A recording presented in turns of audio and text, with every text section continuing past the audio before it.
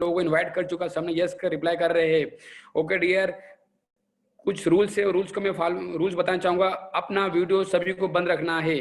और एक और चीज़ मैं बताना चाहूँगा सर, जहाँ पे बैठे वहाँ पे नेटवर्क का इशू नहीं रहेगा, तो यदि आपको वॉइस ब्रेक होती है तो उस कंडीशन में याद रखिए कि आपकी वॉइस ब्रेक हो रही है, आपका नेटवर्क नहीं है, तो आपको अपना वीडियो बंद कर लेना है। नीचे लिखा है स्टॉप वीडियो, वो आपको वीडियो बंद कर लेना है। दूसरा चीज़ है, आपको मोबाइल को लाउड स्पीकर में नहीं रखना है, आपको मोबाइल को हेडफोन लगा के सुनना है, जिससे ये रहेगा कि आवाज जो क्लियर आएगी और सीधे आपके दिमाग में जाएगी। यदि मान लो आप ऐसी जगह बैठे जहाँ पे अलग अदर साउंड आ रहा है, तो आप मुझे लगता है कि आपको सर की आवाज सुनाई देगी। तो आप हेडफोन लगा के रहिए। मैं आपको आधे मिनट का समय और दे रहा हूँ, आप हेडफोन लगा बैठिए। डायरी पेन रखिए, स्क्रीनशॉट लेने की कोशिश ना करिए। सर जो पीपीटी बताएंगे वो पीपीटी आपको पॉसिबल हो या नहीं वो आगे की बात है, लेकिन मैं आपको बताना चाहूँ लिख के, यस माय डियर फ्रेंड, लिख कर आप उस चीज़ को डालने की स्टार्ट करिए। आप लिखेंगे तो आपके दिमाग में वो चीज़ याद रहेगी। स्क्रीनशॉट लोगे, आप स्क्रीनशॉट लोगे तो वो चीज़ रह जाती है, वही छूट जाता है। तो यस, मैं इनवाइट करूँ सर को। Yes my dear friend, invite. Yes, you are exciting. Yes, जबरदस्त जबरदस्त, बिल्कुल बिल्कुल बिल्कुल। तो आप सभी के बीच में मैं इनवाइट करना चाहूँगा। यस, वेस्टीज, वेस्टीज कंपनी के एग्रीकल्चर ट्रेनर वेस्ट जोन के सूरज चिमाने सर को। तो sir most welcome, sir most welcome, आपका स्वागत है सर।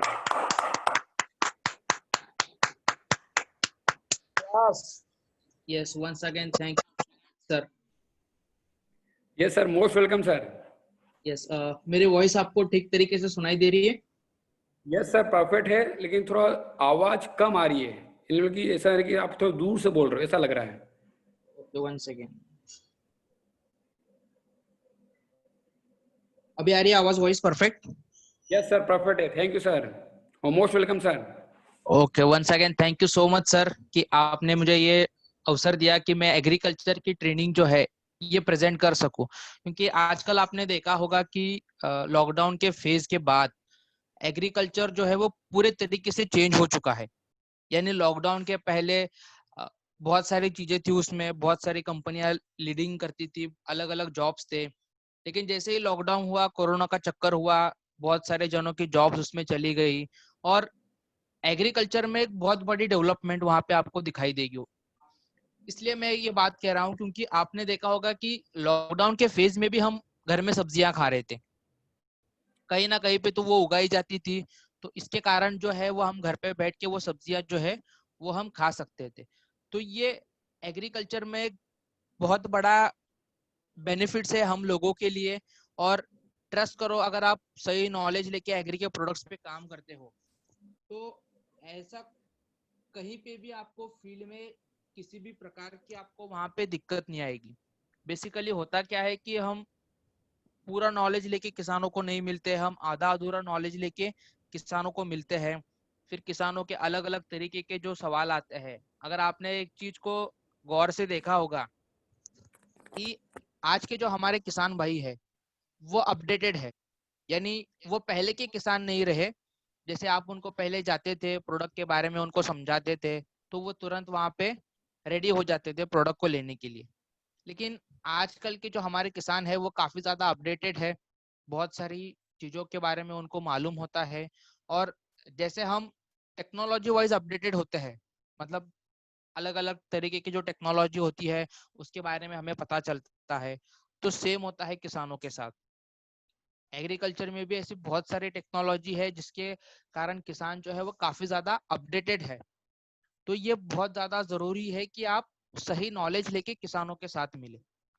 अगर आप प्रॉपर नॉलेज लेके किसानों को मिलते हो, उनकी समस्या को आप ध्यान से सुनते हो, आप उनको प्रॉपर तरीके से गाइड करते हो, तो आई एम श्योर कि आपको किसी भी तरह की कोई भी दिक्कत नहीं होगी वहां पे एग्रीकल्चर के प्रोडक्ट्स पे काम करने के लिए।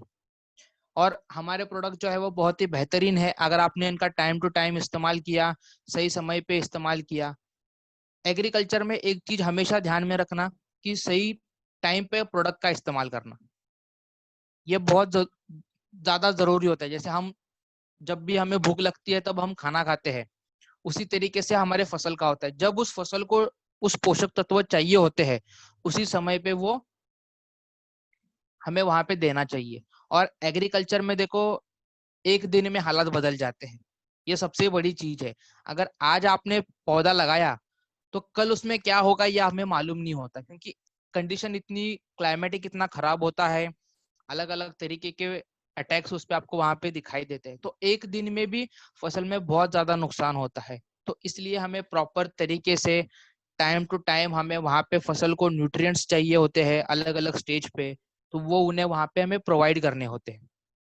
तो जैसे आप सही मात्रा में उनको प्रोवाइड करोगे तो पौधा भी आपका वहां पे स्वस्थ रहेगा, किसी भी अलग बीमारी का उस पर अटैक भी नहीं होगा, और पौधा उतना वहां पे मजबूत बना रहेगा ताकि वो जो आने वाली डिसीज होती है उसको वहां पे झेल सके। तो इसलिए प्रोडक्ट वाइज जो है ये बहुत ज्यादा जरूरी है। इसमें एक और चीज मैं आपके साथ यहाँ पे शेयर करना चाहूंगा कि देखो, जब हम खेती करते हैं तो खेती के साथ साथ हमें साइड बाय साइड एक एक्स्ट्रा इनकम भी जनरेट करना बहुत ज्यादा जरूरी है। मैं इसलिए ये बात कह रहा हूँ आज यहाँ पे कि आपने देखा होगा कि जब भी हम कोई फसल लगाते हैं तो फसल लगाने के बाद ऐसी कौन सी भी फसल नहीं है जो आपने आज लगा ली और आपके हाथ में कल पैसा होगा। ऐसी कौन सी भी फसल नहीं होती है। आपको उस फसल का ख्याल रखना होता है। उसकी जब आप कटाई करोगे, कटाई करने के बाद जब आप उसको बेचोगे तब आपके हाथ में पैसा होगा। तो ये वाले जो पीरियड होता है, ये पीरियड में देखो दवाइयों के पीछे खर्चे या फिर फसल में जो अलग अलग तरीके के जो काम होते हैं उनमें बहुत ज्यादा खर्चा होता है। तो खेती के साथ साथ हमें एक साइड बाय साइड एक इनकम भी अपने लिए जनरेट करना बहुत ज्यादा जरूरी है आज की डेट पे। तो स्टार्ट करते हैं हम एग्री प्रोडक्ट, जो हमारे आज का टॉपिक है एकदम बेसिक से स्टार्ट करते हैं। देखो एग्रीकल्चर में ना ऐसा बहुत ज्यादा कुछ ज्यादा करने की जरूरत नहीं है। यानी ऐसा नहीं है कि अगर आपका एग्रीकल्चर का बैकग्राउंड है तो ही आप एग्री के प्रोडक्ट्स पे काम कर सकते हो। हमारे वेस्टीज में ऐसे बहुत सारे एग्जाम्पल है जिनका कोई एग्रीकल्चर का बैकग्राउंड भी नहीं है, लेकिन फिर भी उन्होंने प्रोडक्ट को अच्छे तरीके से समझा, उसके ऊपर उन्होंने धीरे धीरे काम करना शुरू किया और आज जाके वो सक्सेसफुल बने हैं। तो बेसिक जो होता है ये बहुत ज्यादा जरूरी होता है। अब अगर आपको बेसिक समझ में आ गया तो ऐसी कौन सी भी फसल नहीं है जहां पे आप प्रोडक्ट को सजेस्ट नहीं कर सकते हो। अब एग्रीकल्चर में जितने भी सारे क्रॉप्स आते हैं उन क्रॉप्स में आप प्रोडक्ट का जो इस्तेमाल जो है वो सही तरीके से कर सकते हो। तो उसके लिए सबसे पहली और इम्पोर्टेंट चीज होती है प्रोडक्ट को समझना कि प्रोडक्ट का काम क्या होता है एक्चुअल में। देखो हमारे पास वेस्टीज में टोटल 7 एग्री प्रोडक्ट्स आते हैं। अगर आपसे कोई किसान पूछता है कि आपके पास वेस्टीज में कितने एग्रीकल्चर प्रोडक्ट है, आमतौर पे किसानों का ये पहला क्वेश्चन होता है जब हम उनसे मिलते हैं कि आपके पास एग्रीकल्चर में कितने प्रकार के प्रोडक्ट्स है। तो हमारे पास टोटल 7 प्रकार के प्रोडक्ट्स है। इसके बाद ये जो आपके सामने मैंने पीपीटी शेयर की है, यहाँ पे उस 7 एग्री प्रोडक्ट को अलग अलग कैटेगरीज में डिवाइड किया गया है। अब देखो डिवाइडेशन जो है वो इसलिए किया गया है ताकि हम लोगों को वो समझ में आ जाए कि कौन सा प्रोडक्ट जो है वो किस कैटेगरी में आता है। तो इसलिए हमने अलग इन प्रोडक्ट्स को अलग अलग कैटेगरीज में डिवाइड किया गया है। उसमें सबसे पहली कैटेगरी आती है प्लांट प्रोटेक्शन की। उसमें सबसे पहली कैटेगरी आती है प्लांट प्रोटेक्शन की, यानी इस कैटेगरी में वो प्रोडक्ट आते हैं जो आमतौर पे फसल को संरक्षण करने का काम करते हैं। अब देखो जो एग्रीकल्चर के प्रोडक्ट्स पे काम करते हैं उन्हें मालूम होता है कि फसल में अलग अलग तरीके की बीमारियां आती है। मान लो फसल में कीड़े बहुत ज्यादा लगे हैं, खरपतवार की समस्या है, इल्लियों की समस्या होती है। तो इसके कारण जो है वो हमारे फसल का काफी ज्यादा नुकसान होता है। तो उस नुकसान से हम अपनी फसल को कैसे बचाएं? सबसे पहला चीज यहाँ पे समझना बहुत ज्यादा जरूरी है कि हमारे पास कोई कीटनाशक नहीं है। और इसकी वजह भी हम लोगों को मालूम है कि हमारे पास कीटनाशक क्यों नहीं है। अभी तक आपने सुना है कि हम वेस्टीज में केमिकल्स वाले प्रोडक्ट का कभी इस्तेमाल किया है, या फिर किसी को ऐसी अगर कोई चीज आपको सुनाई दे कि हम वेस्टीज में केमिकल्स वाले प्रोडक्ट का इस्तेमाल करते हैं तो बताओ। ये सबसे ज्यादा इंपॉर्टेंट हमें समझना बहुत ज्यादा जरूरी है कि हमारे पास कोई कीटनाशक नहीं है। सबसे दूसरी इंपॉर्टेंट चीज होती है फसल में खरपतवार। अगर आपसे कोई किसान खरपतवार के लिए पूछता है तो खरपतवार के लिए भी हमारे पास कोई प्रोडक्ट नहीं है। इसके बाद तीसरी चीज आती है फंगस की, यानी आमतौर पे अब प्रेजेंट सिचुएशन में अगर हम बात करें तो बारिश का मौसम है, अलग अलग स्टेट में बारिश जो है वो बहुत ज्यादा हो रही है, और साथ साथ क्या होता है कि बारिश के साथ साथ फंगस की भी दिक्कत जो है वह आमतौर पे अपने फसल पे दिखाई देती है। तो उस फंगस को बचाने के लिए हमारे पास एक प्रोडक्ट है, यानी जब कंपनी ने लॉन्च किया था तो वो बायोफंगीसाइड के नाम से आता था, अभी उसका नाम चेंज करके प्रोटेक्ट कर दिया है। इसका काम क्या होता है, देखो बहुत सारे लोग प्रोटेक्ट का इस्तेमाल कीड़े मारने वाली दवाई के तौर पे इस्तेमाल करवाते हैं, वो गलत बात है। एग्रीकल्चर में सबसे इंपॉर्टेंट चीज है कि आप किसी भी प्रकार की कोई भी गलती मत करना, यानी अगर आपने एक भी गलती की वहां पे फसल का बहुत ज्यादा नुकसान होता है। तो इसलिए एग्रीकल्चर में सबसे इंपॉर्टेंट चीज है कि हमें किसी भी प्रकार की कोई भी गलती वहां पे करनी नहीं है, और जो प्रोडक्ट का काम होता है उसी के रिगार्डिंग हमें उसको यूज करवाना है। अब प्रोटेक्ट का काम होता है फंगस को कंट्रोल करना, तो हम प्रोटेक्ट को जहां पे फंगस की बीमारी आती है वहीं पे हम इसका इस्तेमाल करवाएंगे, ना कि इसका इस्तेमाल हम कीड़े मारने वाली दवाई के तौर पे करवाएंगे। तो ये समझना बहुत ज्यादा जरूरी है। इसके बाद दूसरी कैटेगरी आती है न्यूट्रिशनल की, यानी आपने देखा होगा कि हमारे ग्रोइंग स्टेज में देखो अलग अलग न्यूट्रिशन, विटामिन, प्रोटीन्स की जरूरत होती है। तो जैसे हम लोगों को जरूरत होती है, सेम उसी तरीके से हमारे फसल को भी जरूरत होती है। तो अगर आपने उनको ठीक तरीके से time to time nutrition provides किया है, जो भी उनको पोषक तत्व की जरूरत होती है वो अगर आपने उनको टाइम टू टाइम दिया तो पौधा आपका स्वस्थ रहेगा, तेजी से वहां पे ग्रो करना स्टार्ट करेगा, और आपकी पैदावार भी वहां पे अच्छी मिलेगी। तो ये कैटेगरी में देखो 5 प्रोडक्ट आते हैं, agri humic, humic granules, agri moss, agri nanotech और एग्री गोल्ड। ये 5 प्रोडक्ट आते हैं पोषक तत्व की कैटेगरी में। हम इसको डिटेल में स्टडी करेंगे आगे चल के। इसके बाद तीसरी कैटेगरी आती है एक्टिवेटर की। अब आप लोगों ने एक बार नोटिस किया होगा कि बहुत सारे लोगों को चाय पीने की आदत होती है, जूस वगैरह लेने की आदत होती है, या फिर आपने एक बार आमतौर पे एक चीज को अपने हर बार आप टाइम टू टाइम अपने डेली रूटीन में उसको नोटिस करते हैं, जब भी किसी को बोरिंग फील होता है, नींद आती है, हम वहां पे चाय पीते हैं। तो इससे क्या होता है, हमारी बॉडी जो है वो एक्टिवेट हो जाती है। तो सेम उसी तरीके से हमारा एग्री 82 है, जो भी आप दवाइयां इस्तेमाल करते हो ये उस दवाइयों को एक्टिवेट करने के लिए 82 का हम वहां पे इस्तेमाल करते हैं। तो ये अगर आपको ये समझ में आ गया तो आगे चल के आपको प्रोडक्ट भी समझ में आ जाएंगे कि किस तरीके से प्रोडक्ट है, कैसे उसको यूज करना है, उसका काम क्या है। अब देखो स्टार्ट करते हैं हम शुरुआत से। उसमें पहला प्रोडक्ट आता है एग्री 82 का। अब एक आम क्वेश्चन जो आप लोगों के सामने जो भी एग्री के प्रोडक्ट्स पे काम करते हैं उनको एक क्वेश्चन 100% किसानों की तरफ से आता है कि क्या आपका एग्री 82 स्टिकर है क्या। बहुत सारे लोगों को ये सवाल अभी तक आया होगा। आई होप जो भी एग्रीकल्चर के प्रोडक्ट्स पे काम करते हैं उनको ये सवाल 100% आता है कि 82 आपका स्टिकर है क्या। तो उस क्वेश्चन के लिए आज मैं आपको आंसर बताऊंगा कि स्टिकर क्या होता है और हमारा 82 क्या करता है। राइट। उसमें देखो मैं 82 के आपको फंक्शंस के बारे में बताता हूँ। सबसे पहला फंक्शन होता है एक्टिवेटर का। अब मैं आपको 82 के फंक्शंस के बारे में बताता हूँ और बाद में आपको एक क्वेश्चन पूछूंगा, फिर आप मेरे को बताना कि स्टिकर क्या होता है और 82 क्या होता है। उसमें सबसे पहला फंक्शन आता है एक्टिवेटर का।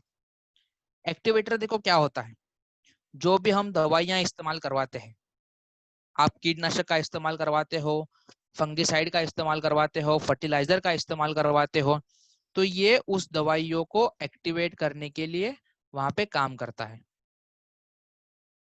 सबसे पहला पॉइंट एक्टिवेटर यानी दवाइयों को एक्टिवेट करना।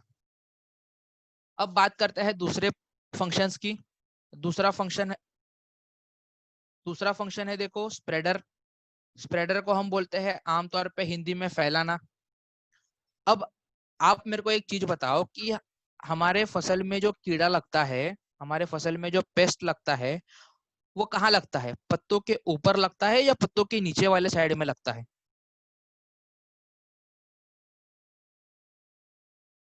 यस, विजय जी ने कहा है नीचे वाले साइड में। यस, आप कभी भी चेक कर लेना, कभी भी आप फील्ड पे जाओगे, एक चीज को हमेशा ध्यान से देखना, जब भी आप फील्ड में जाते हो पूरे फील्ड को अच्छे तरीके से ध्यान से देखना। उसमें आमतौर पे जो कीड़े लगते हैं वो पत्तों के नीचे वाले साइड में होते हैं, और हम दवाइयां कहाँ स्प्रे करवाते हैं? हम दवाइयां स्प्रे करवाते हैं पत्तों के ऊपर। तो जब कीड़ा होता है पत्तों के नीचे और हम दवाइयां स्प्रे करवाते हैं पत्तों के ऊपर, तो क्या वो दवाई उस कीड़े तक पहुंच पाएगी?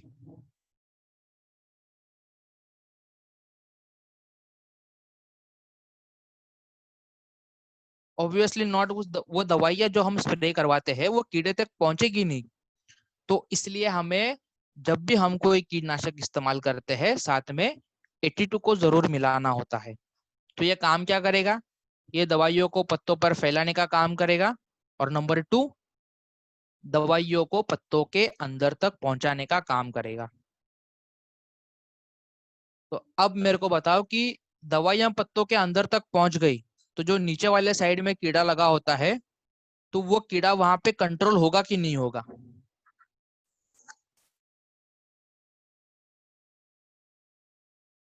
आमतौर पे जो कीड़े लगते हैं वो पत्तों में से रस चूस लेते हैं, और जब हम दवाइयां स्प्रे करवाते हैं तो रस चूसने के साथ साथ जो दवाई भी है वो भी उस कीड़े के अंदर तक चली जाती है, और वो कीड़ा वहां पे कंट्रोल होता है। तो इस तरीके से हमें वहां पे 82 का इस्तेमाल करना है। अब देखो तीसरा फंक्शन होता है वेटर का। आमतौर पे आपने देखा होगा कि किसानों को बार बार वहां पे सिंचाई करने की जरूरत होती है।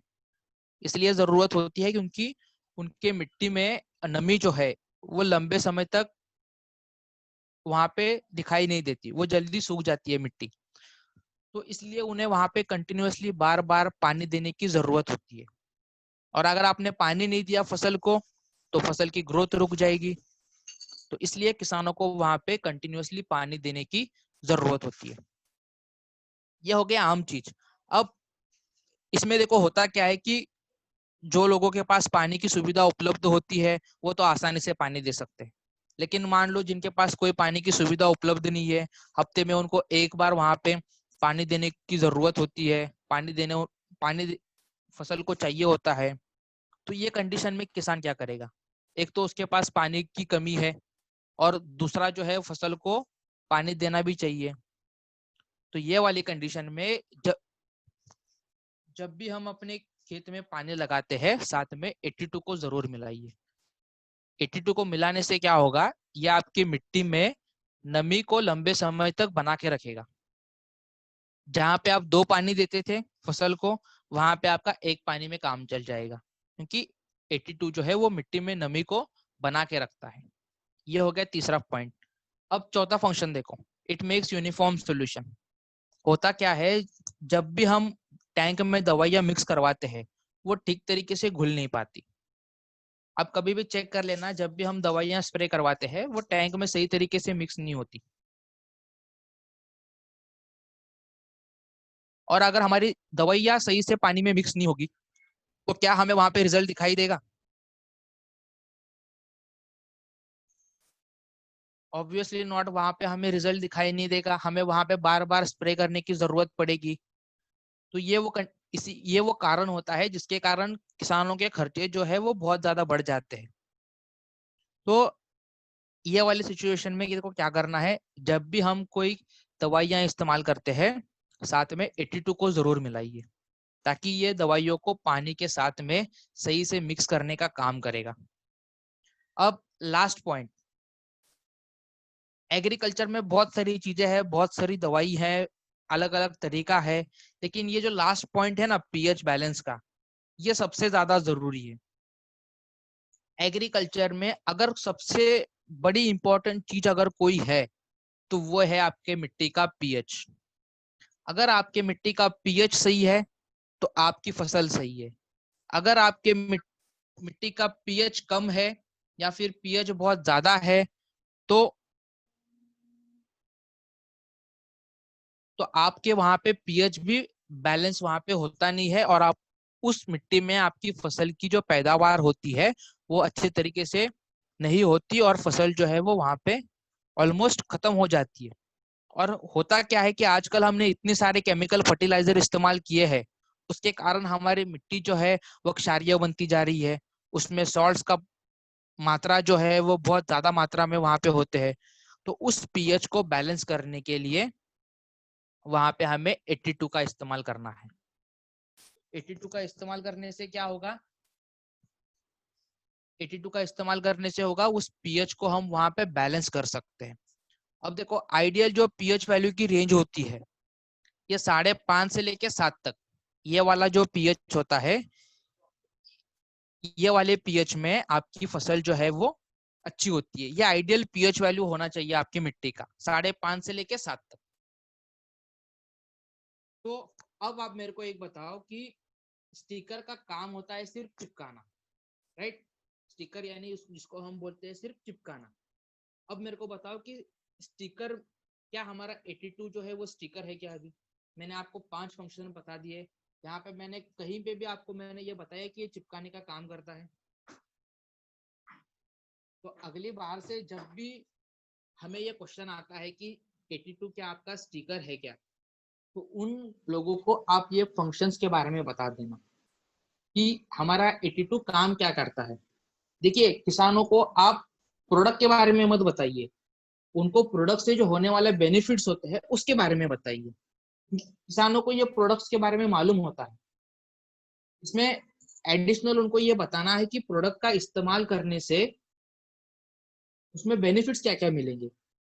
अगर आप 82 का इस्तेमाल करते हो तो ये दवाइयों को एक्टिवेट करेगा, पत्तों पर फैलाएगा, ये आपके पीएच को बैलेंस करेगा, या फिर ये आपकी मिट्टी में नमी को लंबे समय तक बना के रखेगा। तो ये एडिशनल चीजें आप किसानों को बताओ। इसके बाद बात करते हैं हम डोसेस की। एग्रीकल्चर में कभी भी एक चीज का ध्यान में रखना कि डोज कभी भी ज्यादा मत करना और डोज कभी भी कम मत करना। एग्रीकल्चर में सबसे इंपॉर्टेंट होता है, अगर आपने ज्यादा खाना खा लिया तो फिर भी प्रॉब्लम है, कम खाना खाया तो फिर भी प्रॉब्लम है। अगर आप उस डाइट खाने को आप बैलेंस रखोगे तो फिर कोई प्रॉब्लम नहीं।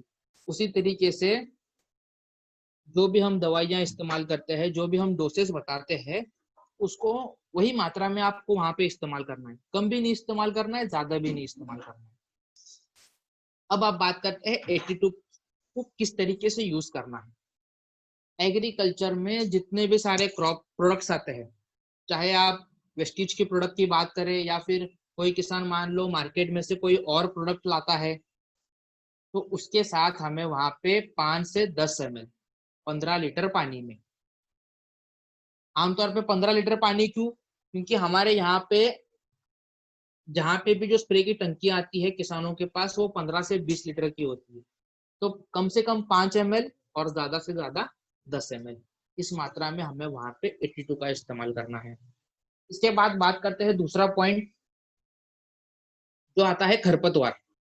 आमतौर में फसल में खरपतवार की भी समस्या बहुत ज्यादा दिखाई देती है, तो उस खरपतवार नाशक के साथ भी हम वहां पे 82 का इस्तेमाल कर सकते हैं।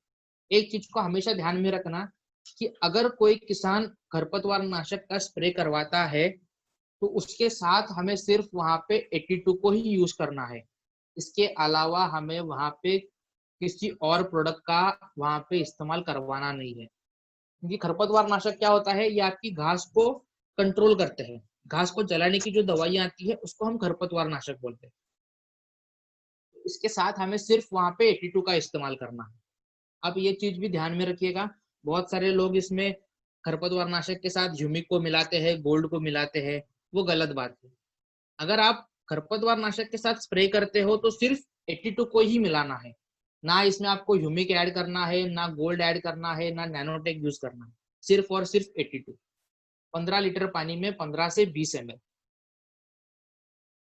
ये डोज आप ध्यान में रखिएगा, 15 लीटर पानी में 15 से 20 ml। इसके बाद बात करते हैं फर्टिलाइजर की।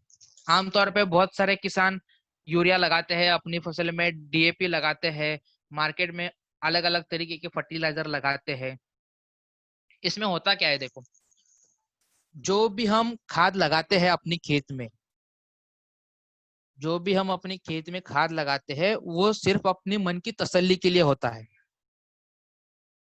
ये आप बात को समझिए कि अगर आप 50 किलो डाल रहे हो तो ऐसा नहीं है आपकी फसल 50 किलो ले पाएगी, उसमें से केवल आपकी फसल जो है वो 20-25% ले पाती है।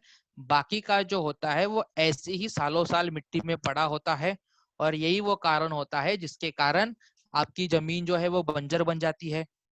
उसमें जमीन जो है उसमें क्षार का प्रमाण बहुत ज्यादा बढ़ जाता है, आपकी मिट्टी जो है वो क्षारीय बन जाती है। तो वो हमें वहां पे कम करना है। तो कम कैसे करोगे? जहां पे आप 50 किलो डीएपी इस्तेमाल करते हो, 50 किलो की जगह पे आप 30-35 किलो तक वहां पे आप इस्तेमाल कर सकते हो। तो इससे होगा क्या कि आप उस खाद की मात्रा को भी आप वहां पे कम कर सकते हो, और जो भी आप खाद लगाते हो तो वो फसल को सही मात्रा में वहां पे पहुंचाने का काम करेगा। तो ये फर्क होता है। ऐसा नहीं होता है, बहुत सारे लोग ये मानते हैं कि हमने 50 किलो डाल दिया तो हमारी फसल जो है वो 50 किलो ले पाएगी। ऐसा नहीं है। 50 किलो में से केवल 20 किलो 20-25% हमारी फसल ले पाती है। बाकी का जो होता है वो मिट्टी में ऐसे ही पड़ा होता है। अब आप मेरे को बताओ कि किसानों के खर्चे इसमें बढ़ते हैं कि नहीं?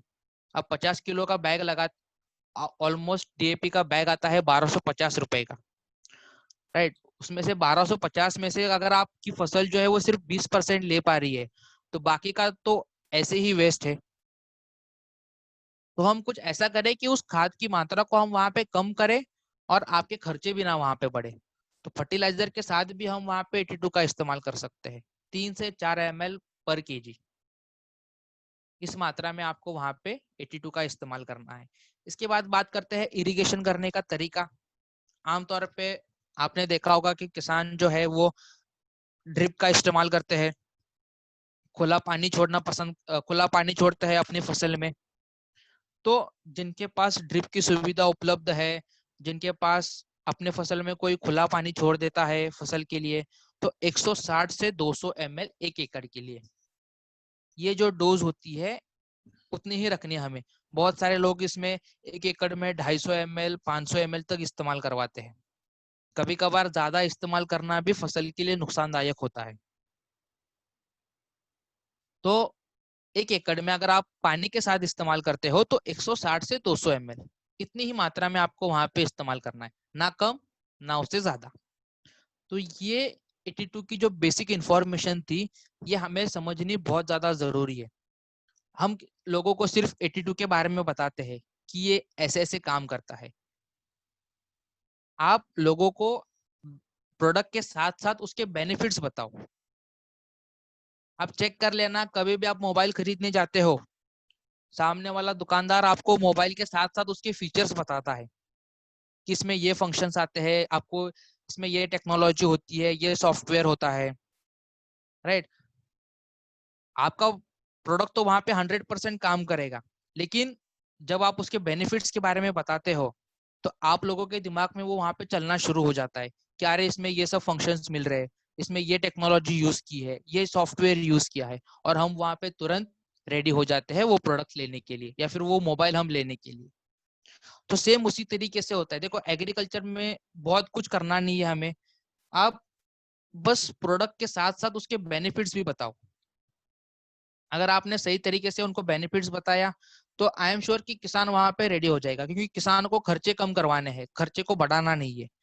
और जो भी हम इस्तेमाल करते हैं वो हमारी फसल को ठीक तरीके से मिलना चाहिए। देखो किसान का क्या होता है, अगर उनको मान लो एक टाइम भी खाना मिलेगा तो फिर भी चलेगा, लेकिन उनके फसल को हर टाइम अपने से ज्यादा फसल का ख्याल रखते हैं। तो ये बहुत ज्यादा जरूरी है कि आप प्रोडक्ट के साथ साथ उसके बेनिफिट्स क्या क्या है, उसको आप कैसे इस्तेमाल कर सकते हो, ये सारी चीजें आप बताओ वहां पे। अब हम बात करते हैं कि दूसरे प्रोडक्ट की। ये मैंने आपको 82 के बारे में बता दिया। अब बात करते हैं दूसरे प्रोडक्ट की। दूसरा प्रोडक्ट आता है एग्री बायो फंगिसाइड के नाम से। जैसे मैंने पहले आपको बताया था कि कंपनी ने जब लॉन्च किया था तो बायो फंगिसाइड के नाम से लॉन्च किया था, अभी उसका नाम चेंज करके प्रोटेक्ट कर दिया है। आमतौर पे एक चीज जो होती है, इस चीज को लेकर हम बहुत ज्यादा कंफ्यूजन में रहते हैं। होता क्या है कि हम फसल में स्प्रे कब करवाते हैं? हम फसल में स्प्रे करवाते हैं जब डिसीज जो है वो हद से ज्यादा बढ़ जाए। हम अपने फसल में स्प्रे करवाते हैं डिसीज जब आउट ऑफ कंट्रोल हो जाए। तो एक बार आपका डिसीज जो है वो आउट ऑफ कंट्रोल होगा तो वहां पे आप मार्केट में से कौन सा भी अच्छा प्रोडक्ट लाके वहां पे भी डालोगे तो फिर भी वहां पे काम नहीं करेगा।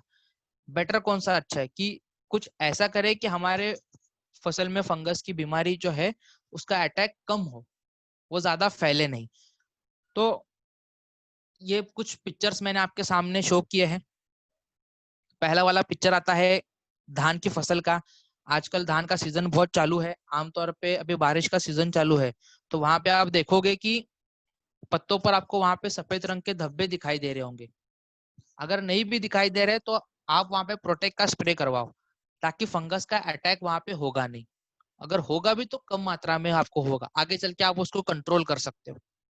इसके बाद दूसरा आता है मूंगफली के पत्ते होते हैं। मूंगफली के पत्तों पर आपको वहां पे काले रंग के धब्बे दिखाई देंगे, उसको भी हम वहां पे कंट्रोल कर सकते हैं। तीसरा पिक्चर आता है कपास की फसल का है। कपास के पत्तों पर आपने वहां पे देखा होगा रेड रेड कलर के स्पॉट्स दिखाई दे रहे हैं, तो उसको हम वहां पे कंट्रोल कर सकते हैं। देखो होता क्या है, फसल में फंगस की बीमारी जो है वो जब भी वातावरण में बदलाव होता है, यानी आज धूप निकली है और शाम को सडनली बारिश हो गई, तो आपके फसल में अगले दिन आप देखोगे तो फसल में फंगस का अटैक बहुत ज्यादा मात्रा में होता है। तो उस फंगस को हम वहां पे कंट्रोल करना है। देखो कंट्रोल कैसे करना है, हमारे पास जो प्रोटेक्ट आता है ये दो तरीके से काम करता है। पौधों के ऊपर वाले सरफेस में भी काम करता है, पत्तों के ऊपर, और पौधे के अंदर भी जाके काम करता है, जिसको हम सिस्टेमिक और कॉन्टैक्ट ऑर्गेनिक फंगिसाइड बोलते हैं। ये दो तरीके से काम करेगा, पत्तों के ऊपर भी और पत्तों के अंदर जाके भी ये काम करेगा। तो कंट्रोल करने के दो तरीके हैं। पहला वाला तरीका आता है क्यूरेटिव मेथड, जिसको हम बोलते हैं। यानी अगर आपने सपोज कोई फसल लगाई है और उसमें आपको फंगस की बीमारी दिखाई दे रही है, राइट, तो उस फंगस की बीमारी को अभी हमें कंट्रोल करना है। अगर आपने उसको कंट्रोल नहीं किया तो ये आगे चल के बहुत ज्यादा फैलेगा और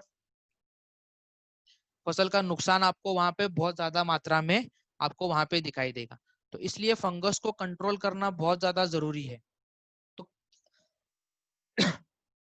उसको हम कंट्रोल कैसे करेंगे? 2 से 3 ग्राम प्रति लीटर। 2 से 3 ग्राम प्रति लीटर मैंने इसलिए बताया, बहुत सारे किसान जो है वो 100 लीटर पानी लेते हैं, 200 लीटर पानी लेते हैं, 500 लीटर पानी लेते हैं। तो हमें वहां पे डोज भी कैलकुलेट करनी आनी चाहिए। अगर 100 लीटर पानी लेता है किसान तो 2 ग्राम पर लीटर के हिसाब से आपका होगा वहां पे 200 ग्राम। तो इस तरीके से आपको वहां पे डोज कैलकुलेट करनी है। तो लगभग आपको इसके 2 स्प्रे करने हैं। जब भी आप पहला स्प्रे करोगे, हमेशा ये ध्यान में रखना कि पहला स्प्रे करने के बाद 7वें दिन में उस स्प्रे को दोबारा वहां पे हमें रिपीट करना होता है। इसलिए रिपीट करना होता है कि जब आप पहला स्प्रे करोगे तो जो आपके फसल में फंगस की बीमारी लग चुकी है इसको वहां पे वो कंट्रोल करेगा।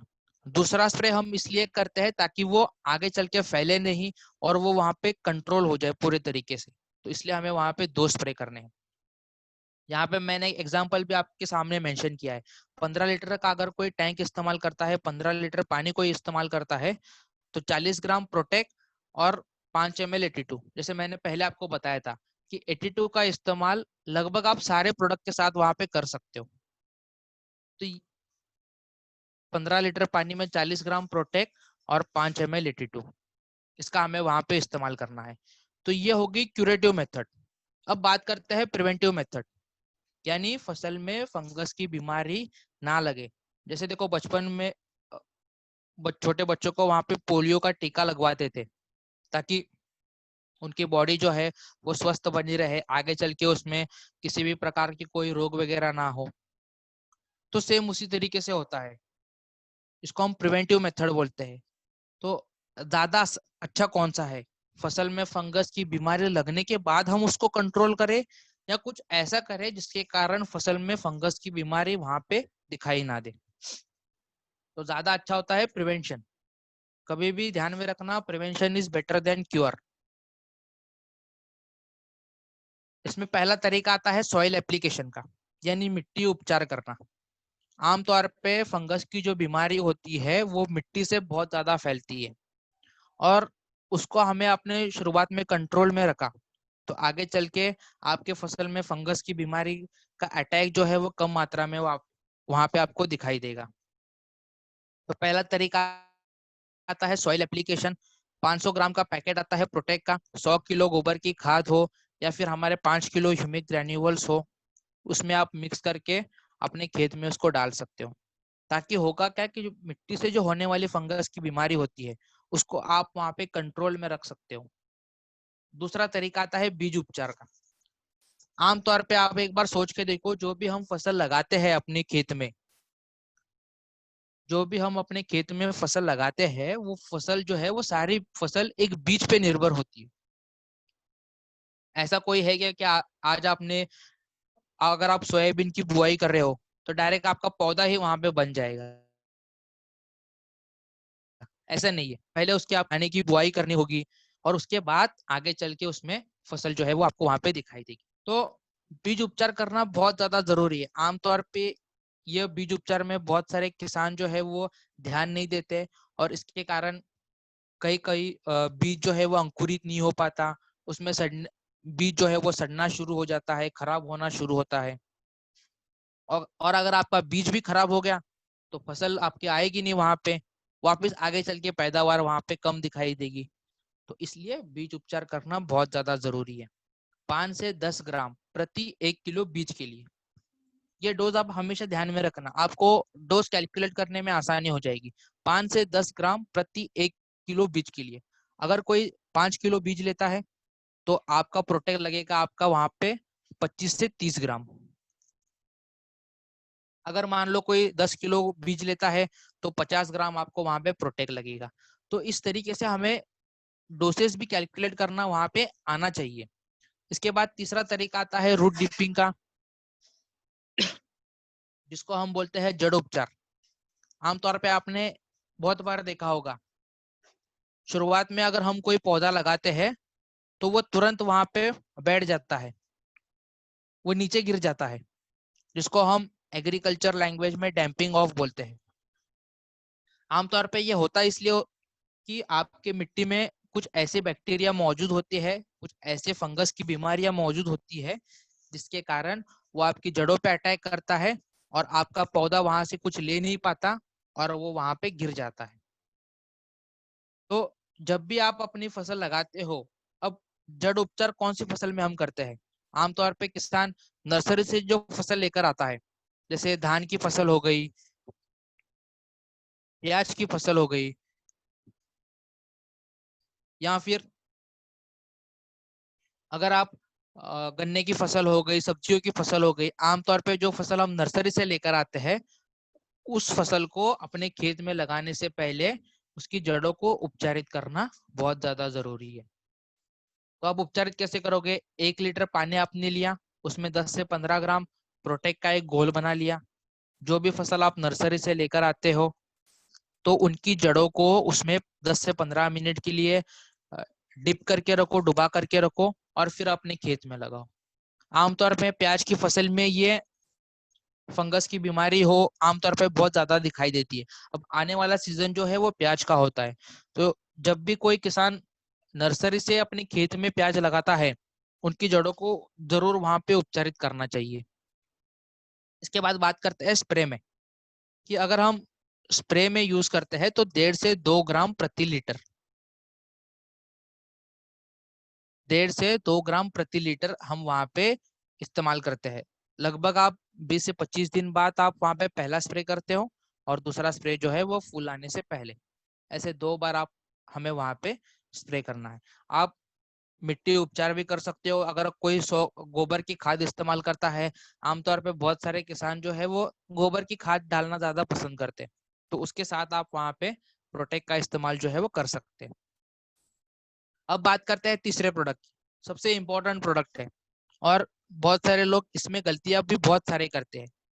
इम्पोर्टेंट प्रोडक्ट भी है और इसमें गलतियां भी बहुत सारे किसान लोग जो है उसमें गलतियां भी बहुत सारे करते हैं। तो मैं आपको यहाँ पे आज बताता हूँ। देखो हमारे पास ह्यूमिक जो है वो दो फॉर्मेशन में आता है। एक जो आता है वो लिक्विड में आता है और दूसरा जो आता है वो ग्रेन्युअल्स में आता है। देखो दोनों चीजों में अंतर होता है। सबसे पहला आप इस चीज को समझिए कि दोनों दोनों प्रोडक्ट में अंतर है। एक जो आता है वो लिक्विड फॉर्म में आता है और दूसरा जो आता है वो ग्रेन्युअल्स फॉर्म में आता है। अगर मान लो कोई किसान स्प्रे करना चाहता है, अपने ड्रिप के जरिए अपने खेत में इसका इस्तेमाल करना चाहता है या फिर पानी के साथ इस्तेमाल करना चाहता है, तो उसको हमें वहां पे ह्यूमिक लिक्विड वाला इस्तेमाल करना है। मैं एक चीज आपको यहाँ पे दोबारा रिपीट करता हूँ।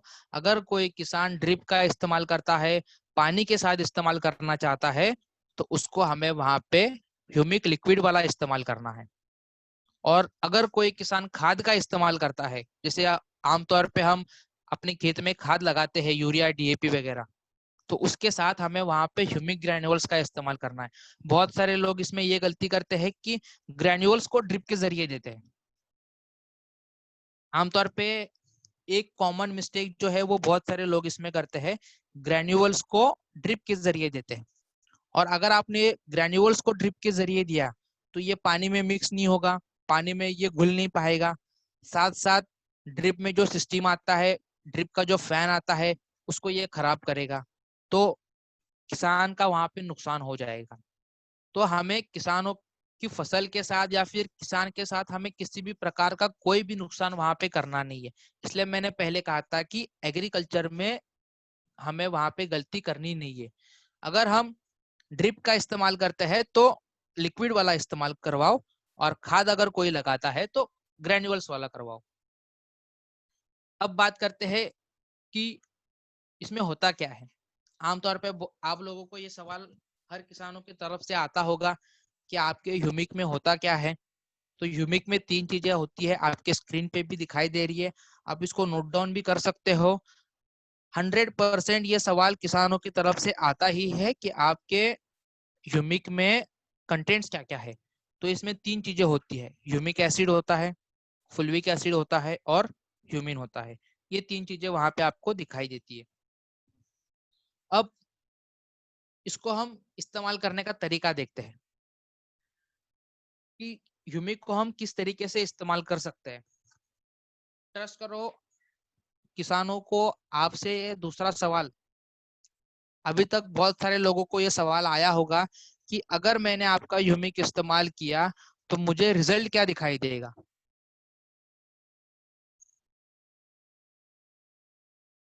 आमतौर पे किसान आपसे ये सवाल पूछते हैं कि अगर मैंने आपका ह्यूमिक इस्तेमाल किया तो ह्यूमिक इस्तेमाल करने से मेरी फसल को फायदा क्या होगा।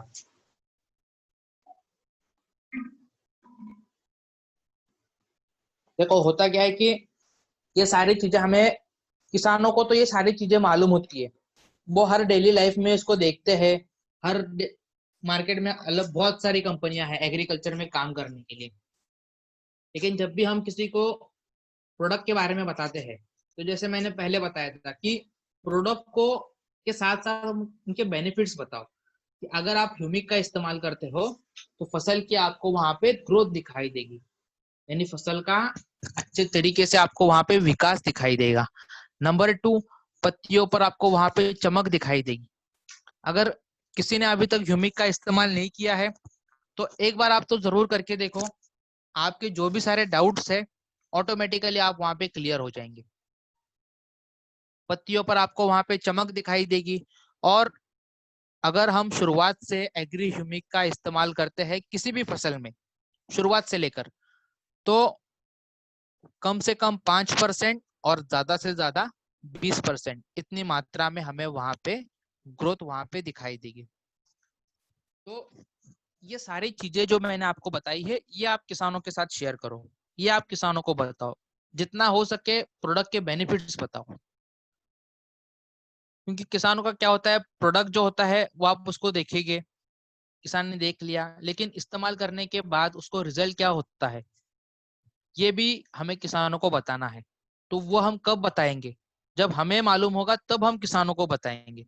और अगर हमें कुछ मालूम नहीं होगा तो हम बस किसानों को प्रोडक्ट के बारे में बताएंगे बस, तो किसान आपकी बातें सिर्फ वहां पे सुनेगा, आगे का कुछ करेगा नहीं वहां पे।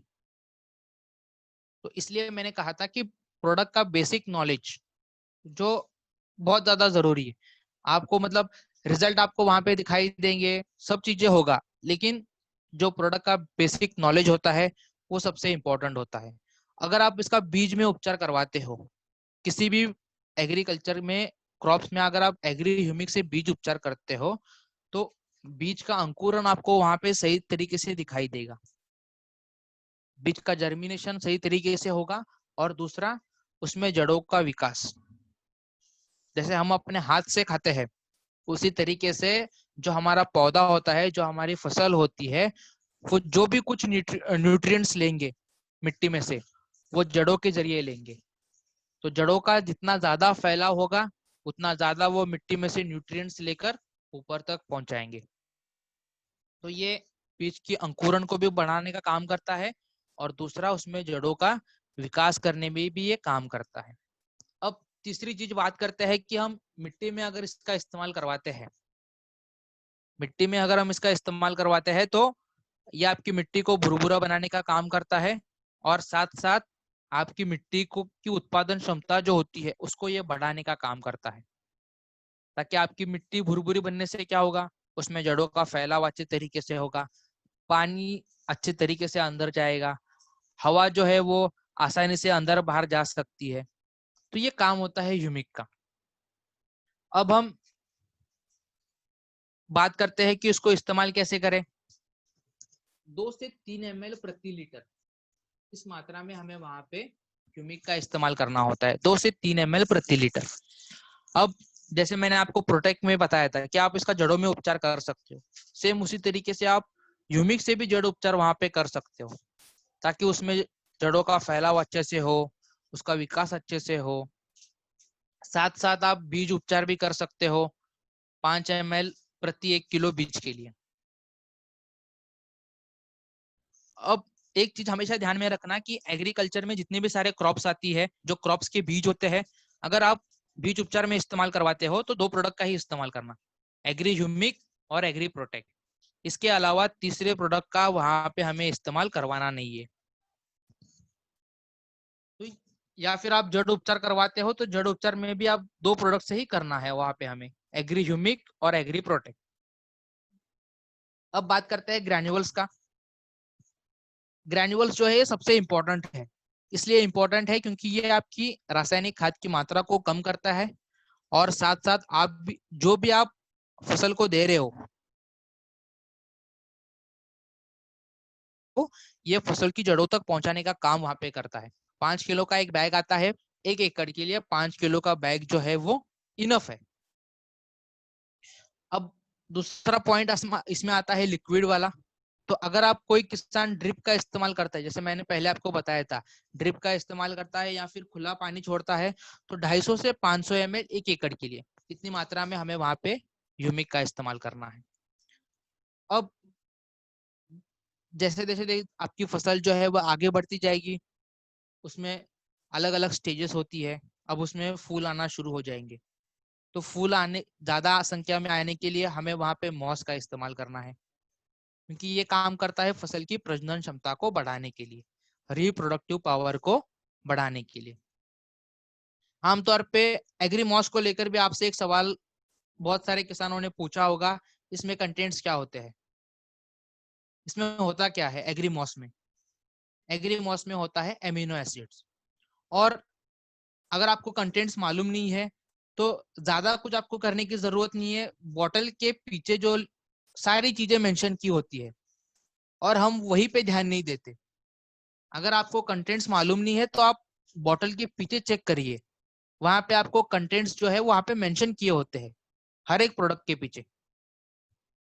तो इसका काम क्या होता है, देखो इसका काम होता है फसल में फूलों की संख्या को बढ़ाना। आमतौर पे होता क्या है कि जो भी किसान सब्जियों की फसल करता है, फूलों वाली फसल करता है या फिर फलों की फसल करता है, होता क्या है कि उसमें फूल जो है वो कम संख्या में आते हैं या फिर फूल जल्दी झड़ जाते हैं, उसमें से सही तरीके से फल नहीं बनता, फलों का आकार आपको वहां पे छोटा दिखाई देता है। तो इन सारी समस्याओं के लिए हमें वहां पे मॉस का इस्तेमाल करवाना है। जो भी फसल में ये प्रॉब्लम्स आ रही है, फूल कम संख्या में आ रहे, फूल जल्दी झड़ जाते हैं, फूल से फल नहीं बनता, फलों का आकार आपको वहां पे छोटा दिखाई देता है, फलों पर चमक आपको वहां पे दिखाई नहीं देती, तो उन सारे समस्याओं के लिए हमें वहां पे मॉस का इस्तेमाल करना है। अब मॉस का आपने इस्तेमाल करवाया तो रिजल्ट क्या दिखाई देगा? नंबर 1, फूल जहां पे पहले कम संख्या में आते थे, मॉस का स्प्रे करवाते हो तो फूल ज्यादा निकलेंगे। जहां पे पहले फूल झड़ जाते थे, मॉस का आपने स्प्रे करवाया, फूल वहां पे झड़ेंगे नहीं। जहां पे पहले फूल से फल नहीं बनता था, वहां पे आपने मॉस का इस्तेमाल किया, उसमें से फूल में से फल बनना चालू हो जाएगा। फलों का आकार एक समान आपको वहां पे दिखाई देगा, फलों पर आपको वहां पे चमक दिखाई देगी। तो ये सारी चीजें जो है, ये सारे रिजल्ट आप एग्री मॉस को लेकर आप वहां पे ले सकते हो। इसमें एक और चीज होती है, अब देखो मॉस का इस्तेमाल देखो कौन कौन सी फसल में हम कर सकते हैं। सब्जियों वर्ग वाली जितनी भी फसल होती है, टमाटर, बैंगन, मिर्च, शिमला मिर्च, हरी मिर्च, भिंडी, सब्जियों वर्ग जितनी भी फसल होती है, हम वहां पे मॉस का स्प्रे कर सकते हैं। नंबर 2, फूलों की फसल। आमतौर पे बहुत सारे किसान जो है वो पॉली हाउस में रोज लगाते हैं, या फिर मैरीगोल्ड लगाते हैं, एस्टर लगाते हैं, तो वहां पे आप मॉस का इस्तेमाल कर सकते हो। फलों की फसल, अनार हो, अमरूद हो, आपके केले की फसल हो, फलों वाली जितनी भी फसल होती है, हम वहां पे मॉस का इस्तेमाल कर सकते हैं। अनाज वाली फसलें, अब धान में देखो बालियां निकलने का समय चालू है, तो वहां पे भी आप मॉस का इस्तेमाल कर सकते हो। अब आप एक क्वेश्चन पूछता हूँ, उसका जवाब जो है वो आप चैट बॉक्स में जरूर टाइप करके भेजिएगा। क्या हम इसको गन्ने की फसल में इस्तेमाल कर सकते हैं?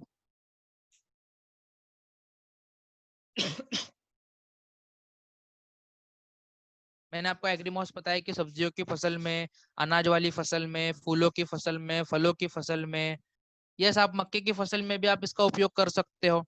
गन्ने की फसल में हम एग्रीमॉस का उपयोग जो है वो हम वहां पे कर नहीं सकते। तो एक चीज इसको भी आप ध्यान में रखिएगा कि गन्ने की फसल अगर कोई करता है तो उसमें वहां पे मॉस का इस्तेमाल वहां पे हमें करना नहीं है। अब इसको इस्तेमाल करने का तरीका क्या है? देखो, 15 लीटर पानी में 20 ml, इतनी मात्रा में हमें वहां पे मॉस का इस्तेमाल करना है। 15 लीटर पानी में 20 ml, और लगभग आप इसको 2 बार स्प्रे करना है, फूल आने से 10 से 15 दिन पहले, और अगर फूल आ चुके हैं तो 10 से 15 दिन बाद। ऐसे 2 बार आप वहां पे स्प्रे कर सकते हो।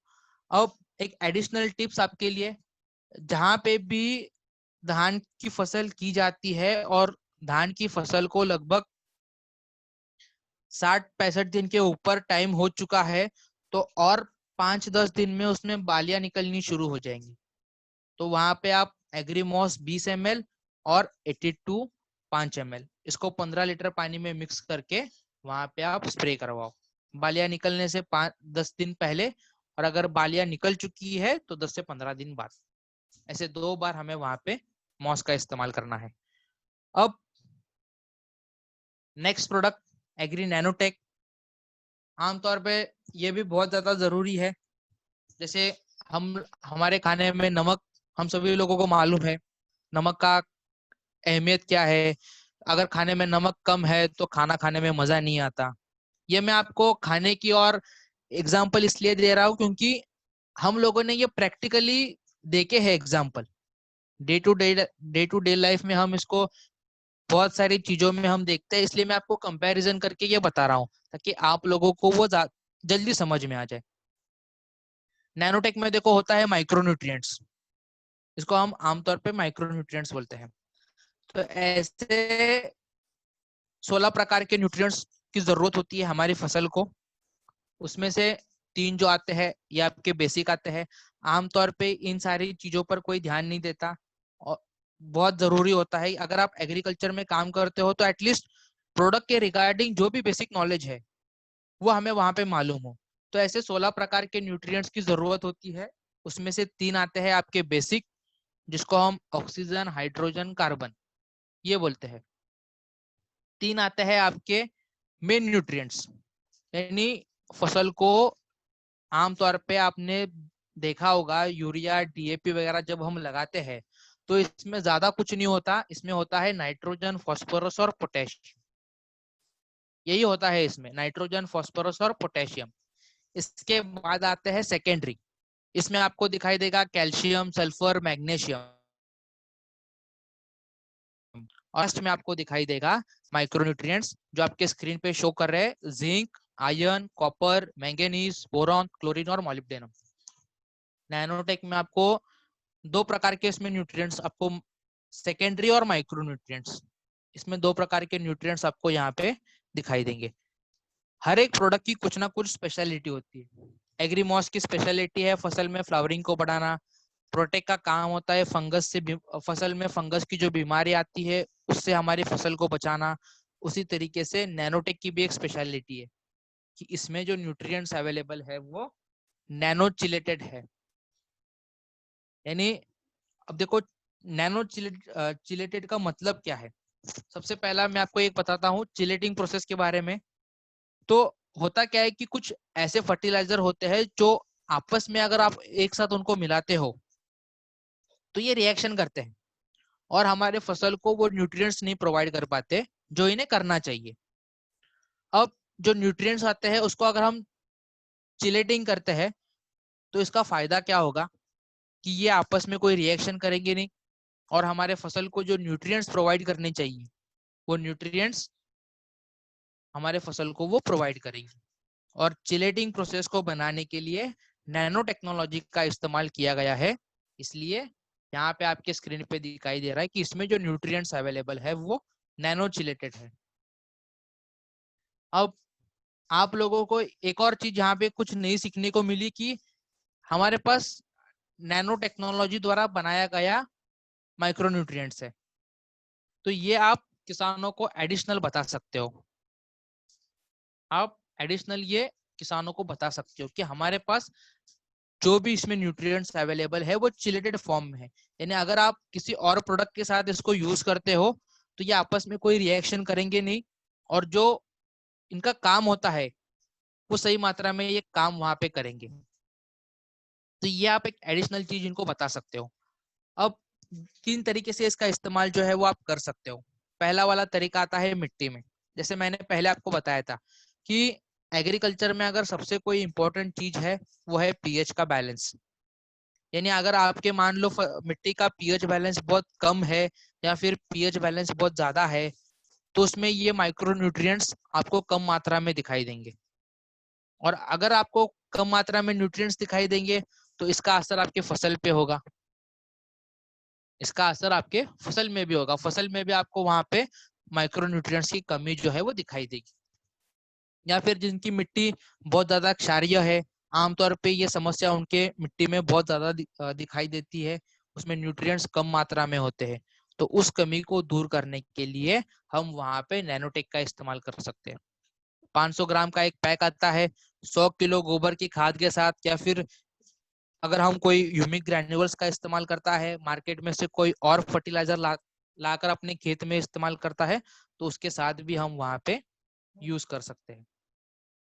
इसके बाद दूसरा आता है पत्तियों पर। आमतौर पे आपने देखा होगा कि बहुत सारे किसान तंबाकू की फसल करते हैं, पेपरमिंट की फसल करते हैं, चाय की पत्ती करते हैं, यानी ऐसी फसल जो खेत में से तोड़कर फैक्ट्री में अलग अलग प्रोडक्ट को बनाने के लिए भेज दिए जाते हैं। तो ऐसी फसल में हम वहां पे नैनोटेक का इस्तेमाल जो है वो कर सकते हैं। अगर हमने वहां पे इस्तेमाल किया तो ये काम क्या करेगा, ये क्लोरोफिल की मात्रा को बढ़ाने का काम करेगा, जिसके कारण आपकी पत्तियां जो है वो आपको हरी भरी दिखाई देगी। अगर पत्तियों में क्लोरोफिल की मात्रा कम है तो पत्तियों में थोड़ा सा पीलापन आता है। आप चेक कर लेना, पत्तियों में अगर क्लोरोफिल की मात्रा कम होती है तो उसमें हल्का सा पीलापन आता है। तो उस क्लोरोफिल की मात्रा को बढ़ाने के लिए हम वहां पे नैनोटेक का इस्तेमाल करेंगे। दूसरा, पत्तियों का जो सरफेस होता है उसको चौड़ा करने में नैनोटेक काम करता है ताकि उसमें से ज्यादा तेल निकाल सके उसका सरफेस जो है उसको चौड़ा बनाया जा सके, इसलिए हम वहां पे नैनोटेक का इस्तेमाल करते हैं। 1.5 ग्राम प्रति लीटर, 1.5 ग्राम प्रति लीटर की मात्रा में हमें 2 स्प्रे करने हैं 20-20 दिन के गैप में पत्तियों की फसल में। अब बात करते हैं फलों पर। एक चीज आपने 100 बार देखी होगी, आपने कंप्लीट, आप डेली उसको देखते हो, जो भी सब्जियां लेने बाजार में जाता है, वहां पे आपने देखा होगा फल जो है वो बीच में से फट जाते हैं, या फिर कुछ फल ऐसे होते हैं जिनका आकार एकदम छोटा होता है, वो पूरी तरीके से बढ़ नहीं पाता, वो एकदम छोटे रहते हैं। आमतौर पे फलों वाली जो फसलें होती है, अनार हो, अमरूद हो, तो उनमें ये प्रॉब्लम्स दिखाई देती है। लेडीज लोगों को इसके बारे में स्पेशली मालूम होगा। जब भी हम सब्जियां सिलेक्ट करते हैं, आपने देखा होगा कि जो फल बीच में से फट जाते हैं, हम उसको वहां पे लेते नहीं। उसका मेन रीजन ये होता है कि उसमें माइक्रो न्यूट्रिएंट्स की कमी वहां पे आमतौर पे दिखाई देती है। एक और चीज, अगर कोई लेडीज भिंडी लेने जाती है, मिर्च लेने जाती है, आपने एक बार नोटिस किया है कि मिर्च जो है वो सीधी नहीं होती, वो टेढ़ी मेढ़ी आना शुरू होती है, वो राउंड राउंड आना शुरू होती है। तो वो भी माइक्रोन्यूट्रिएंट की कमी के कारण होता है। तो उस कमी को दूर करने के लिए हम वहां पे नैनोटेक का इस्तेमाल कर सकते हैं। फलों को फटने से बचाने के लिए, फलों का आकार, अगर किसी को फलों का आकार बड़ा करना है, दाने को फुलाना है, हम वहां पे नैनोटेक का इस्तेमाल कर सकते हैं। 2 ग्राम प्रति लीटर मात्रा में हमें इस्तेमाल करना है। जब भी फूल में से फल बनना शुरू होता है, तब हमें वहां पे नैनोटेक का इस्तेमाल करना है। अब एक लास्ट प्रोडक्ट की बात करते हैं। लास्ट प्रोडक्ट आता है एग्री गोल्ड, जो टॉनिक का काम करता है। फसल में जो भी स्ट्रेस आता है, जो भी तनाव आता है, उस तनाव से बाहर निकालने के लिए वहां पे गोल्ड काम करता है। आपने एक चीज नोटिस की होगी, यहाँ पे मैंने कीवर्ड लिखा है स्पाइरुलिना। कोरोना के चक्कर में, कोरोना की फेज में ऐसा कोई भी व्यक्ति नहीं है जिसको स्पाइरुलिना के बारे में मालूम ना हो। जैसा हमारा स्पाइरुलिना है, ये हमारे हेल्थ की इम्यूनिटी को बूस्ट करने में काम करता है, उसी तरीके से एग्रीगोल्ड जो है ये हमारे फसल की इम्यूनिटी को बूस्ट करने में काम करता है। दूसरा, जमीन के अंदर सफेद जड़ों की संख्या को बढ़ाने के लिए हम वहां पे गोल्ड का इस्तेमाल करते हैं। एग्री गोल्ड का सबसे इंपॉर्टेंट काम, अगर आपको एग्री गोल्ड को एक सिंपल लाइन में ध्यान में रखना है, जमीन के अंदर जितनी भी फसल होती है, अब आप मेरे को बताओ जमीन के अंदर कौन कौन सी फसल होती है?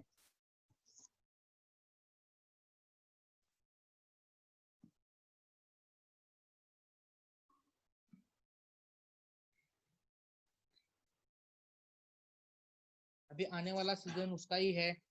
प्याज की फसल, आलू की फसल, मूंगफली की फसल, अदरक की फसल, हल्दी की फसल, शकरकंद हो, जमीन के अंदर जितनी भी सारी फसल होती है, यस गाजर में भी आप यूज कर सकते हो। जमीन के अंदर जितनी भी सारी फसल होती है, वहां पे एग्रीगोल्ड आप इस्तेमाल कर सकते हो। साइज को बड़ा करने के लिए, साइज को फुलाने के लिए वहां पे आप यूज कर सकते हो। यस, आप प्याज में कर सकते हो, हल्दी में कर सकते हो, आलू की फसल में आप वहां पे कर सकते हो। तो लगभग अगर कोई स्प्रे में इस्तेमाल करता है तो 1.5 ग्राम प्रति लीटर, इस मात्रा में हमें वहां पे इस्तेमाल करना है।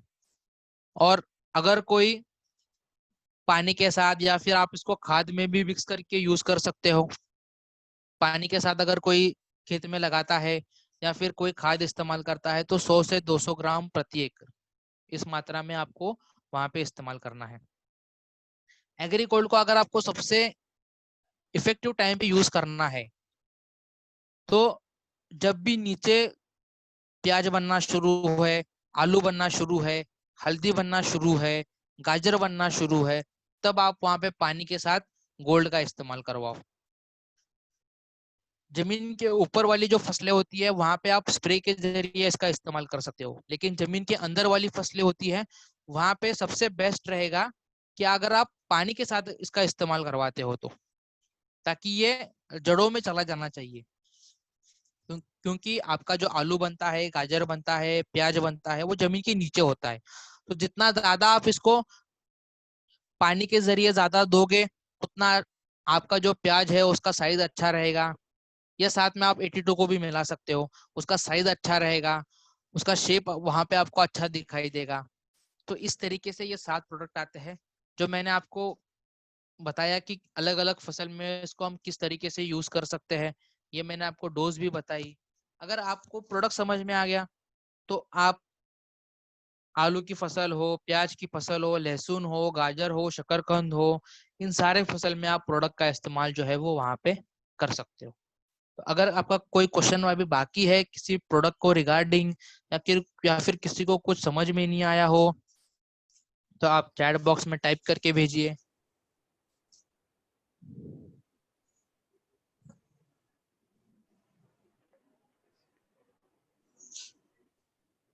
Yes yes, thank you sir, thank you. और बहुत ही जबरदस्त शानदार सेशन रहा सर, और बिल्कुल काफी डीपली नॉलेज दिया सर आपने, और सिंपलिटी तरीके से आपने नॉलेज दिया है। तो केवल हम 3 क्वेश्चन लेंगे माय डियर फ्रेंड, जितने भी लीडर्स है, क्योंकि समय 9:11 हुए हैं। यदि किसी भी लीडर्स का है तो आप बिल्कुल चैट बॉक्स में करिए, बिल्कुल सर और हम उसको पढ़ेंगे। और एनी यस, ओनली 3 क्वेश्चन लेंगे। तो 3 क्वेश्चन में से एक क्वेश्चन में सर अपना ही ऐड कर लेता हूँ।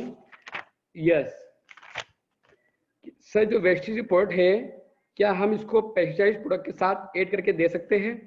यस, आप सारे प्रोडक्ट को मार्केट, अगर कोई कीटनाशक इस्तेमाल करता है, कोई पेस्टिसाइड इस्तेमाल करता है, तो उसके साथ हम वहां पे मिक्स कर सकते हैं। लेकिन एक चीज का हमेशा ध्यान में रखना कि जिस प्रोडक्ट के साथ अगर आप इसको इस्तेमाल करते हो वो अच्छी क्वालिटी का हो। सबसे पहली भी, अगर वो अच्छी क्वालिटी का है तो ही उसमें मिक्स करवाओ।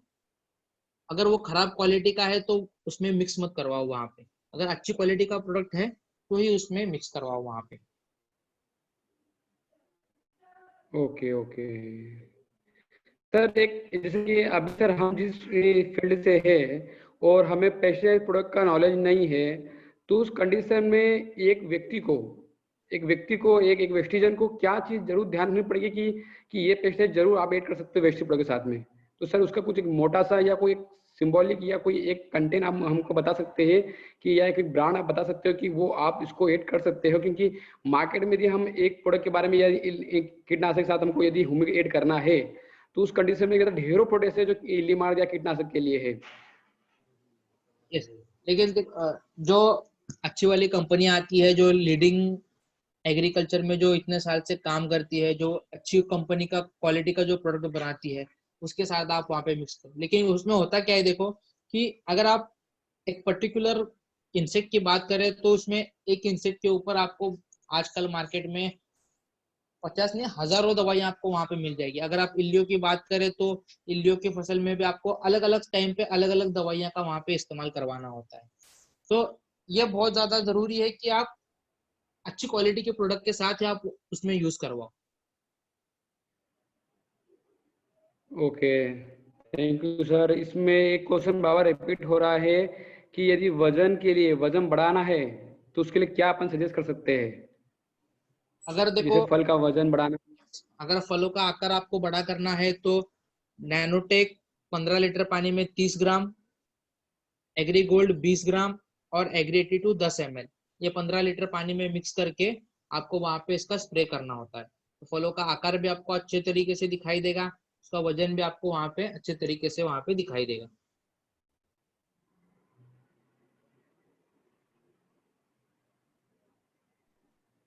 ओके,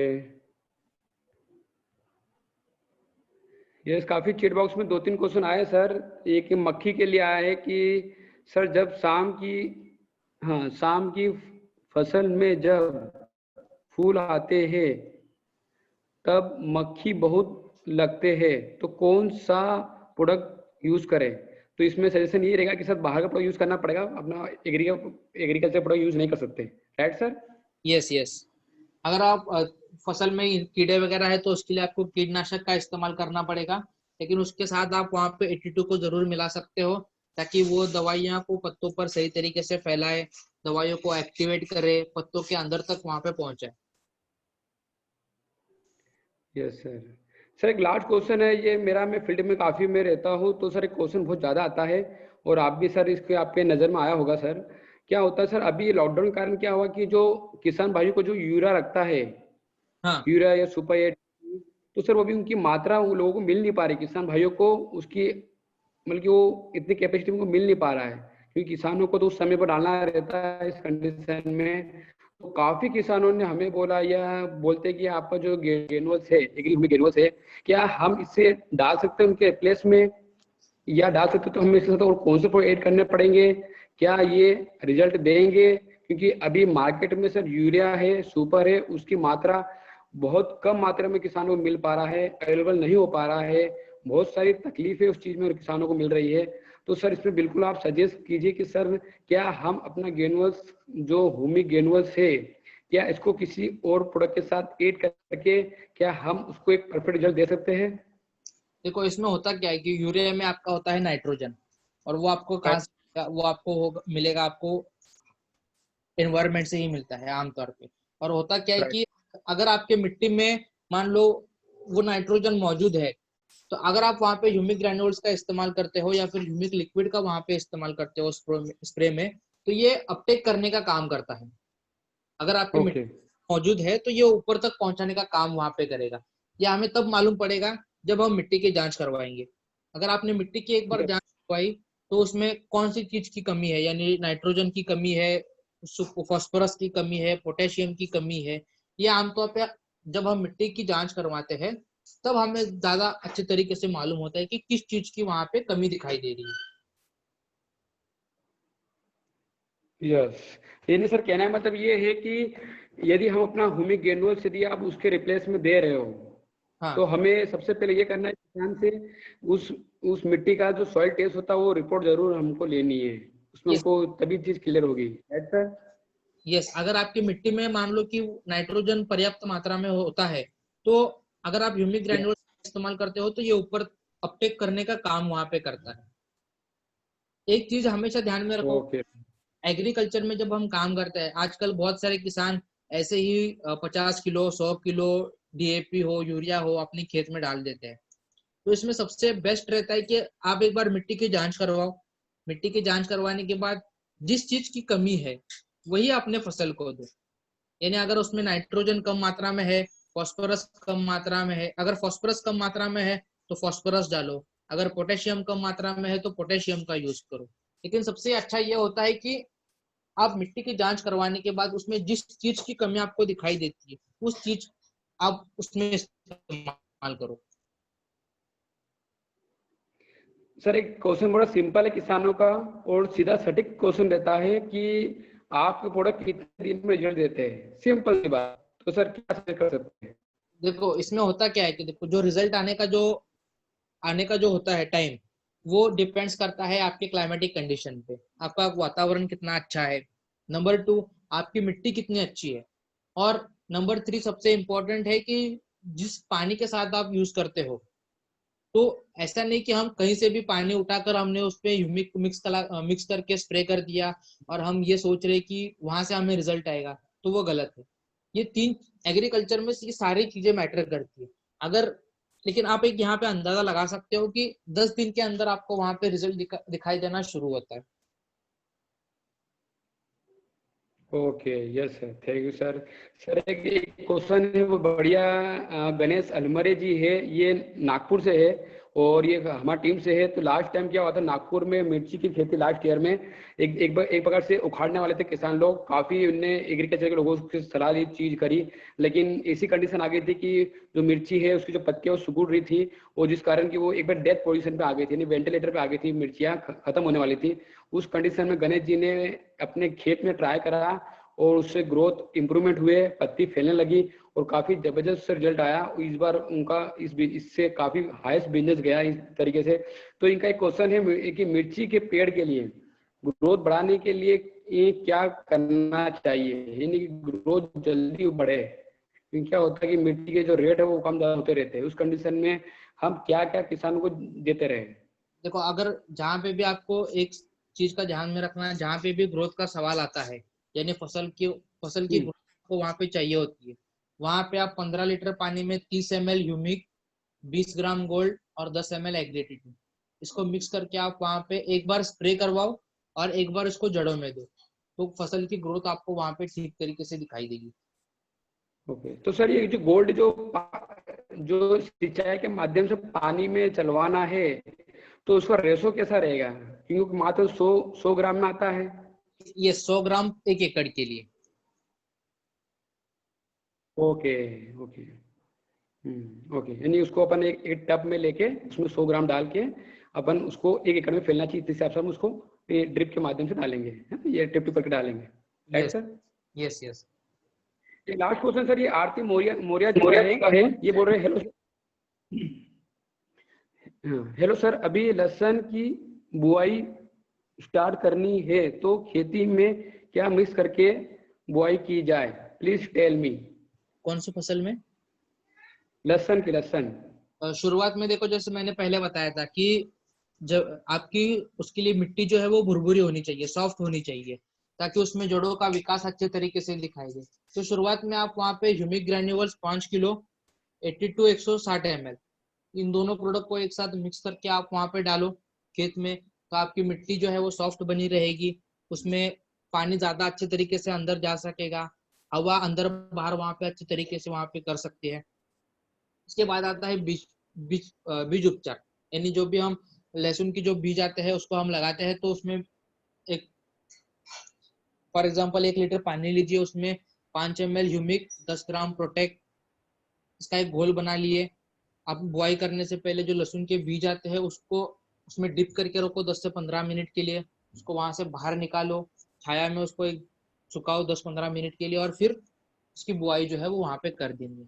और इसके बाद जब आप बुआई करते हो तो 10 से 15 दिन के बाद उसमें अंकुरित होना वो शुरू हो जाता है, उसमें से छोटा छोटा पौधा बाहर निकलना शुरू हो जाता है, तो वहां पे आप स्प्रे करवा सकते हो ह्यूमिक 30 ml, गोल्ड 20 ग्राम और 80 to 10 ml, ये 15 लीटर पानी में मिक्स करके आप वहां पे स्प्रे कर सकते हो।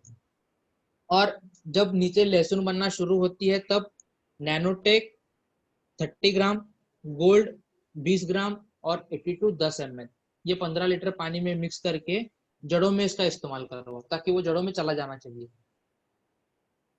इस तरीके से आप कर सकते ओके, नहीं सर, अब जड़ों में आपने जो बताया, तो उसके लिए वो कितने लीटर पानी के लिए उतना डालना है? 30 ग्राम जो बता रहे हो सर? हो लीटर पानी में। 15 लीटर पानी, यानी ये जड़ों में डालना, तो 15 लीटर पानी में ये घोल बना के हमको डालना है। Yes okay yes yes. Okay. Yes, thank you sir, thank you. मैं सभी लीडर्स को बताना चाहूँगा कि सर का सेशन काफ़ी टाइट रहा। टाइट यानी कि उनका मॉर्निंग से लेकर तो नाइट तक जो सेशन बहुत टाइट रहता है, क्योंकि सर काफ़ी एरिया कवर करते हैं, करीबन 3 से 4 राज्यों को कवर करते हैं माय डियर फ्रेंड, और आज बहुत बढ़िया तरीके से सेशन को दिया है। तो लास्ट में सर को धन्यवाद के